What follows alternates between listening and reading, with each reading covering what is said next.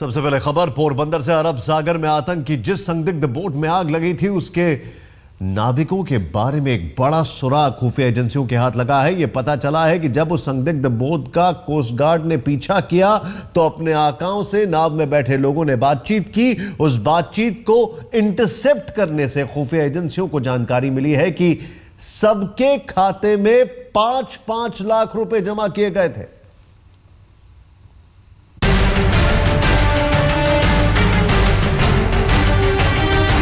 आसमान में उड़ते डॉर्नियर हेलीकॉप्टर से आई तस्वीरें इस बात की तस्दीक कर चुकी हैं कि अरब सागर में 31 दिसंबर की रात आतंक की नाव तैर रही थी। ये साफ होता जा रहा है कि 31 दिसंबर की रात उस संदिग्ध जहाज में आतंक की बड़ी साजिश पक रही थी। एनटीआरओ ने जहाज में बैठे लोगों के सैटेलाइट फोन पर हुई बातचीत को टैप किया, जिससे ये सनसनीखेज खुलासा हुआ कि संदिग्ध बोट में बैठे सभी नाविकों के खाते में 5-5 लाख रुपए डाले गए। मेरे हिसाब से ये 5 लाख रुपए जो फैमिलीज को दी है, मेरे ख्याल से जरूर इंटरसेप्ट हुई है और गवर्नमेंट के पास इसकी इंटरसेप्ट की डेटा है, जहां तक मेरे को ख्याल है। एनटीआरओ ने सैटेलाइट फोन पर बातचीत का जो ब्यौरा दिया है उसमें नाव में बैठे लोग और कहीं दूर बैठे उनके आकाओं में ऐसी बातचीत हुई। बॉस, हम अब नाव को बचा नहीं सकते। भारतीय जहाज हमारे बिल्कुल पास आ चुका है। तो ठीक है, नाव पर जो कुछ सामान रखा है उसको जला दो। सामान तो जला देंगे, लेकिन हम क्या करें? तुम्हें अब कुछ करने की जरूरत नहीं है। तुम सबके खाते में 5-5 लाख रुपए डाल दिए गए हैं। कोस्ट गार्ड को आतंकवादियों की बातचीत के बारे में 31 दिसंबर की सुबह 9 बजे पहली बार खबर मिली, जब खुफिया एजेंसी एनटीआरओ ने इस बाबत उसे जानकारी दी। खुफिया एजेंसी ने एक संदेश 1 जनवरी की सुबह करीब 5 बजे रिकॉर्ड किया। उस वक्त पहली बोट में धमाका हो चुका था और दूसरी बोट भाग रही थी। इस संदेश के मुताबिक दूसरी बोट में बैठे आतंकी कह रहे थे, हमने अपना काम कर दिया है, सामान दूसरी बोट को सुपुर्द कर दिया है, लेकिन हमारी बोट में छेद हो गया है और इसलिए हमें वापस लौटना पड़ रहा है। हालांकि कोस्ट गार्ड्स ने दूसरी बोट का पीछा किया, लेकिन वो बोट को पकड़ने में नाकाम रहे। अभी तक की जांच में कोस्ट गार्ड ने पाया है कि आतंकी बोट पर गोला बारूद मौजूद था, क्योंकि धमाके के बाद सफेद आग की लपटें उठी। इतना ही कहना चाहूंगा, चाहे जिसके द्वारा जो भी प्रयत्न हो, लेकिन सुरक्षा की दृष्टि से हम लोगों ने चाक चौबंद व्यवस्था करने की भरपूर कोशिश की है। 4 दिन बाद पाकिस्तान ने मुंह खोला तो खाक हुई बोट को अपना मानने से ही इनकार कर दिया, लेकिन पाकिस्तान के झूठ की पोल ये सवाल खोल रहे हैं। एक छोटी सी नाव में बैठे 4 लोग समंदर में 350 किलोमीटर तक क्यों आ गए? आखिर पोरबंदर से 365 किलोमीटर की दूरी पर वो नाव बहुत देर तक किसका इंतजार कर रही थी? अगर नाव में बैठे 4 लोग मछुआरे थे तो फिर टी-शर्ट, निकर और सैंडल क्यों पहने हुए थे? अगर वो सही थे तो भारतीय जहाज की चेतावनी के बावजूद क्यों भाग रहे थे? कोस्ट गार्ड ही नहीं बल्कि पोरबंदर के मछुआरे भी इस बात की तस्दीक कर रहे हैं कि वो नाविक मछुआरे तो हो ही नहीं सकते। फिशिंग होती है कहना ही मतलब नहीं है, क्योंकि यहाँ पे कोई फिशिंग नहीं कर सकता, क्योंकि ये जो एरिया है ये एरिया एकदम डीप है और यहाँ 1000 किलोमीटर से ऊपर उसका डेप्थ है, इसलिए यहाँ फिशिंग नहीं होती, यहाँ फिश भी नहीं मिलेगी। कोस्ट गार्ड की चौकसी से एक बड़े आतंकी हमले का अंदेशा तो टल गया, लेकिन रोज रोज जैसी जानकारियां मिल रही हैं, वो समंदर में आतंक के नए खतरों की घंटी बजा रही हैं। दिल्ली में गौरव सावंत के साथ जुगल पुरोहित, पोरबंदर, आज तक। संदिग्ध बोट में अगर आतंकी थे तो उनके खाते में 5 लाख किसने जमा कराए?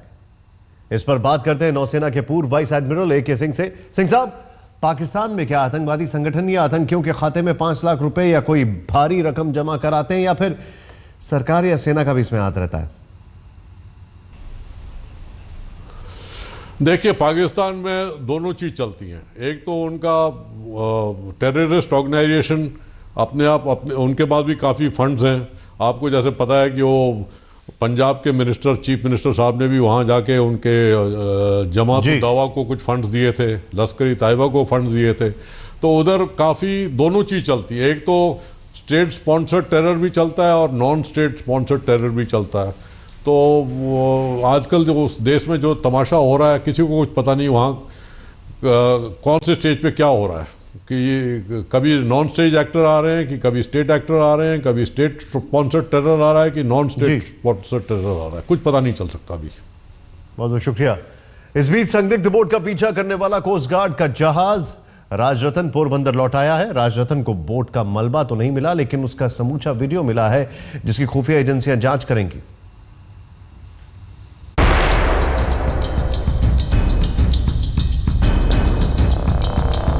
चार दिन बाद समंदर में संदिग्ध बोट पर अपने ऑपरेशन को अंजाम देने के बाद कोस्ट गार्ड का जहाज राजरत्न लौट आया है।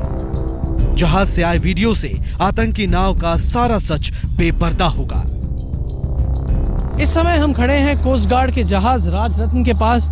ये वही जहाज है जो उस इलाके में था जिसने उस बोट जो पाकिस्तान की तरफ से आ रही थी हिंदुस्तान की तरफ, जिस पे निगरानी बनाए रखे थे कई सारे खुफिया एजेंसियों ने, कोस्ट गार्ड ने उनके एयरक्राफ्ट के द्वारा इसी नाव को वहां भेजा गया था। हालांकि जहाज राजरत्न को ना तो संदिग्ध बोट का मलबा मिला, ना ही कोई और चीज, लेकिन पूरे ऑपरेशन का वीडियो जरूर बन चुका है, जिसे सोमवार की सुबह तक दिल्ली पहुंचा दिया जाएगा। यहां पर रक्षा मंत्रालय और खुफिया एजेंसियां ये पड़ताल करेंगी कि वीडियो का सारा सच क्या है।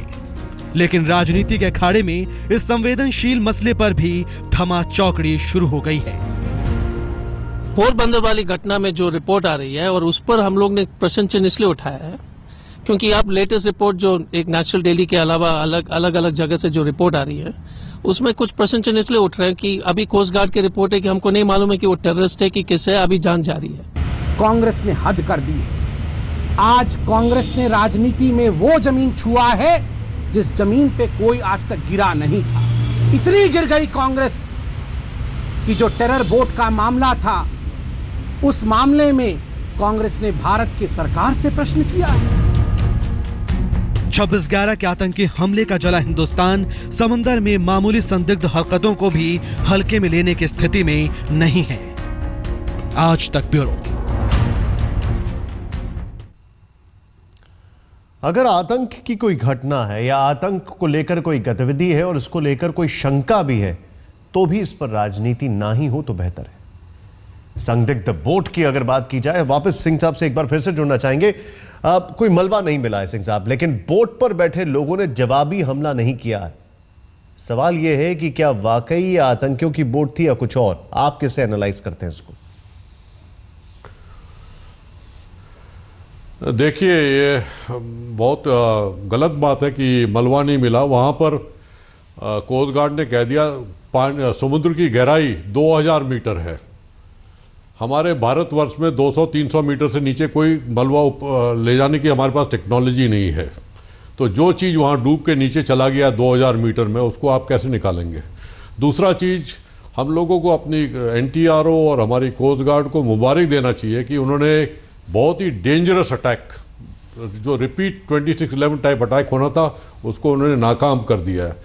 और तीसरी चीज़, मेरे को अपने आप पता है कि जो रूट इस किश्ती ने ली थी, ये 15 मीटर की किश्ती ने ली थी कराची से, जहां तक वो इंटरसेप्ट हुई थी, वही रूट 26 नवंबर 2008 को वो जो सीबोर्न अटैकर बॉम्बे में आए थे उन्होंने ली थी। तो ये मेरे ख्याल से हमें खुश होना चाहिए कि हमारी कोस्ट गार्ड और इंटेलिजेंस एजेंसीज ने मिलके इस वेरी मेजर थ्रेट को न्यूट्रलाइज कर दिया। सिंह साहब, बहुत बहुत शुक्रिया। लेकिन एक दो सवाल यहां पर लोगों के मन में आते हैं।